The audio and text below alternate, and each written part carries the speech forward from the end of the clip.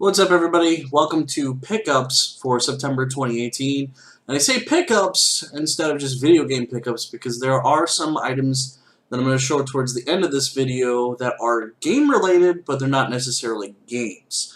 Especially if you're a fan of Zenscope comic books and you've been watching some of my unboxings of their Zenscope boxes and so forth, stay tuned because there's some goodies in there for you guys. So it's been a very busy month again for Vita.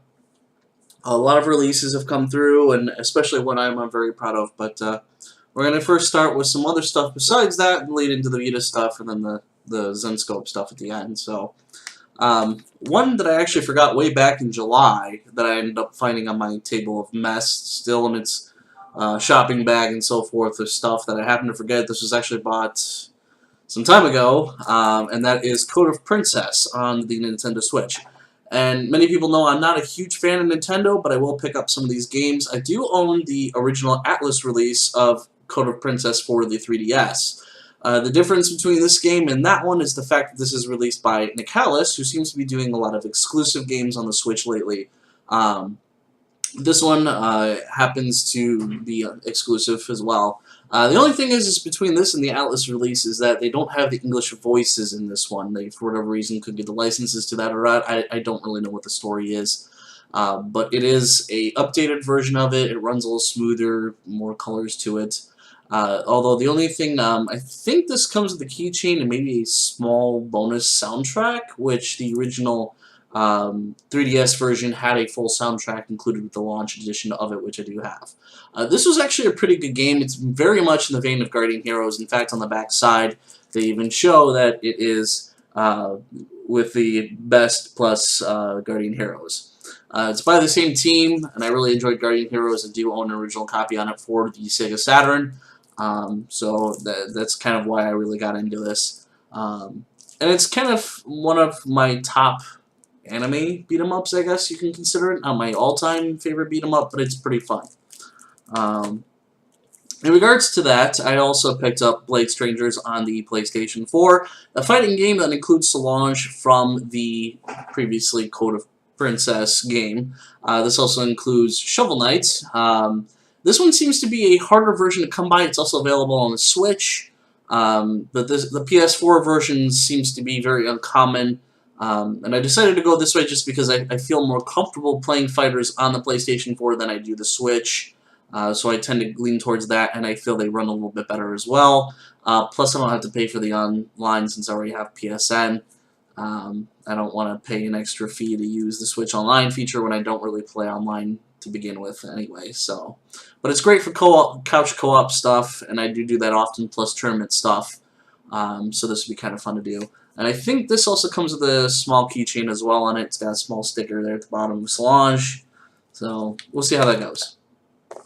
Sticking with the Switch thing, one of the reasons why I bought the Switch was simply for Bayonetta and Xenoblade Chronicles 2. So of course I had to pick up the Xenoblade Chronicles 2 Tornia the Golden Country. This is the DLC add-on. You can actually play this aside from if you haven't even played the original Xenoblade Chronicles 2, but they do recommend that you, if you're at least halfway through the game, to play this. This does include a bunch of the DLC that was available on the eShop as well, and for the price of having it on a cartridge, I felt that was a good way, rather than going and downloading all of the extra content through the eShop. Since I'm still kind of leaning more towards owning the physical releases, this does come on an original cartridge. So that was good. I haven't actually finished the original Xenoblade Chronicles 2 yet. I hope to revisit that at some time, just unfortunately my backlog is super huge, like kind of everybody else's is. And that is also Switch game number 12, if you want to count this as a separate game. So that is slowly growing, surprisingly for me, in my collection, that I'm actually growing a Switch collection of sorts. I'm still not huge into the system. It's great to have it as a dock, but I don't even use it as a handheld per se. The Vita is still near and dear to my heart for that. And speaking of Vita, got a stack here of those games. We're going to start with Bullet Girls Fantasia. This is a English Asian release. This is exclusive, well, not exclusive for the Vita. This is also available on the PlayStation 4 as well.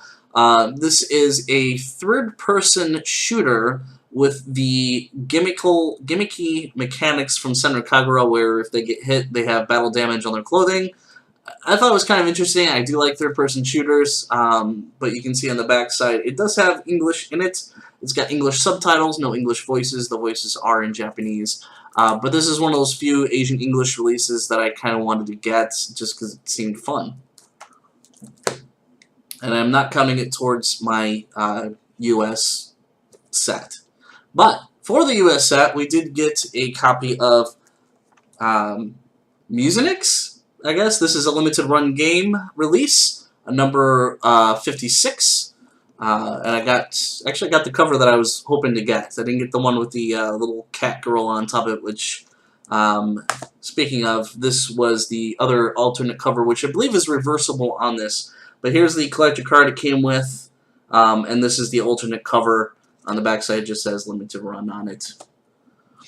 Then one of my most looked forward to releases for limited run, I did finally get my copy of Valhalla. This is a bartender simulation, which is a very chill, laid-back kind of game. There is kind of a visual novel, murder mystery type thing. I didn't really get the front cover I wanted out front, but it is reversible.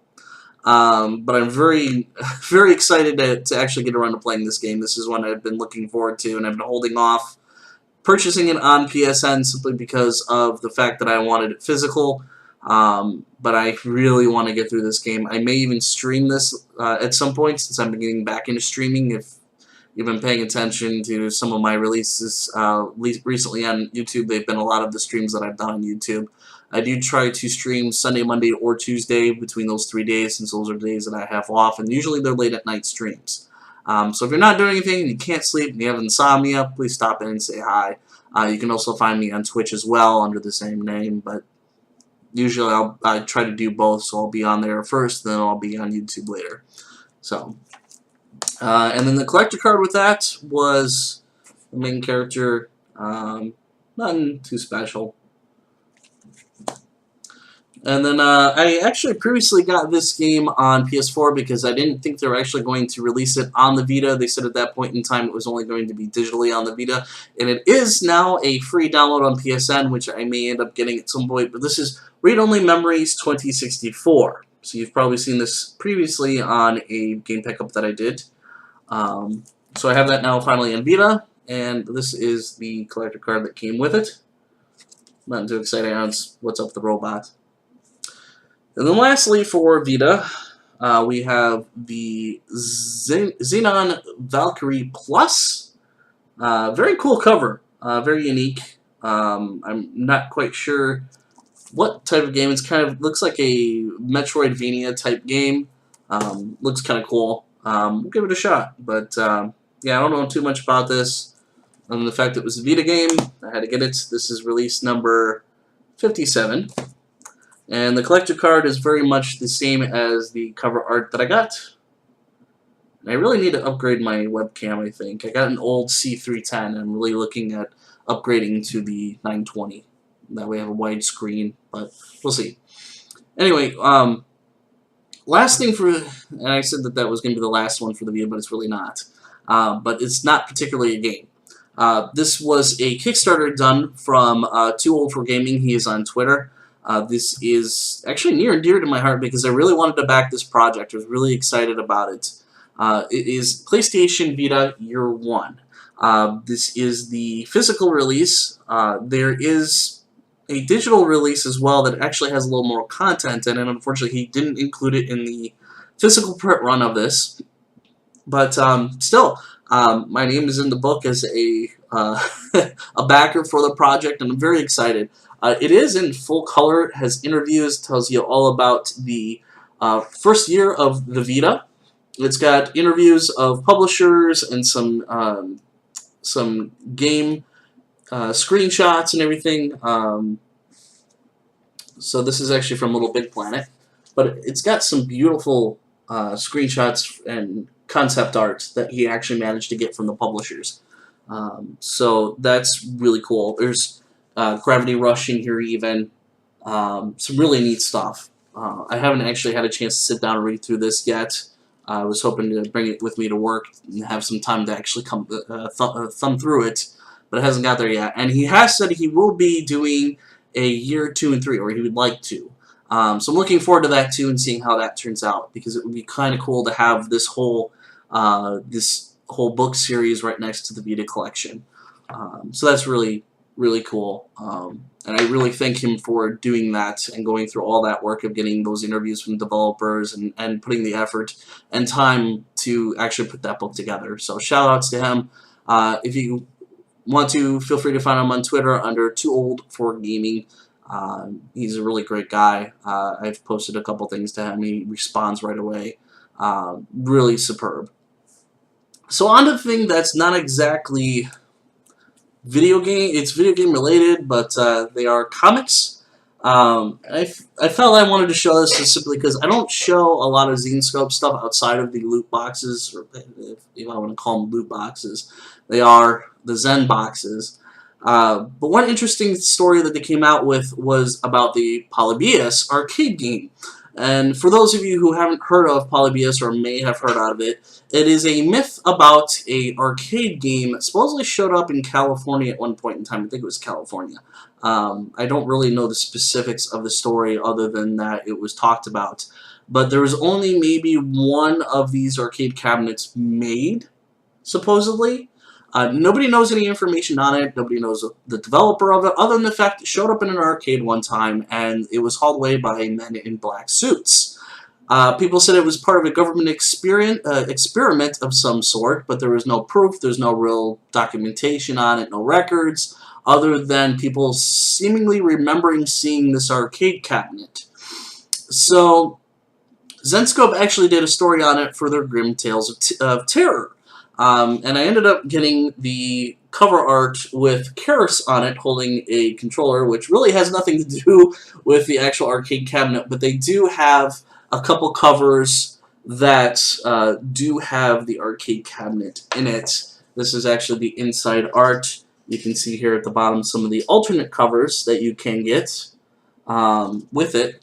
It's kind of an interesting story. It's, nothing very big. I kind of felt the ending was anticlimactic to it, but just the fact that Zenescope actually created the story about the Polybius arcade system was kind of a curious thing to me, and I really wanted to read the story and see what their take on it was.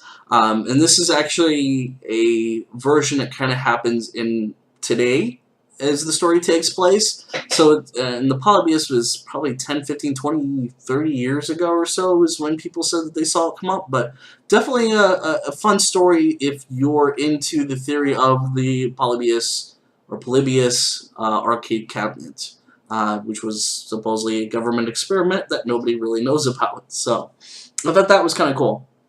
Aside from that, I also was really big into the whole Robin Hood versus, or Van Helsing versus Robin Hood, where Robin Hood turns into a vampire. They had a deal where you get to trade paperback, so I picked that up. Along with it, it came with this really cool art cover. This is limited to, I think, 150 is what it says, of Robin Hood and Van Helsing. Really neat. I just really enjoyed what the cover looked like. And it came with 2 collector cards, one for Liesl Van Helsing and one from Robin Hood. These are collector cards of, it says Series 1, but I know that they've done collector cards in the past. If you saw my Zenescope box unboxing from a couple months ago, I had the card 1, which had Callie from Wonderland on it. And they also included some really cool shot glasses. So we have Liesl's steampunk hat here in the nice little shot glass, and Robin's bow and arrow, which was really cool. I think I have one of these. I think it's a kind of a clearer. This was more of a frost covered shot glass, which is kind of neat. But I'm a sucker for shot glasses. Most of my collection is Sonic the Hedgehog or video game related shot glasses. But I just thought it was really cool, and I wanted to kind of share that. So that's the reason why I didn't say this is a complete video game pickup. But yeah. So that's it for now, guys. Catch me on my streams if you'd like. Come hang out with me, chill for a while. I play random Sega games all the time. Sometimes non-Sega stuff, like I do tend to play some PlayStation 3 and PlayStation Vita games that I stream. I was doing Earth Defense Force 2 on the Vita a few weeks ago. Yesterday it was Superman, Death or Return of Superman on the Sega Genesis. So I don't know what tonight's stream is going to be, or possibly tomorrow if I don't stream tonight. But either way, as always, thank you guys for watching, and we'll see you next time.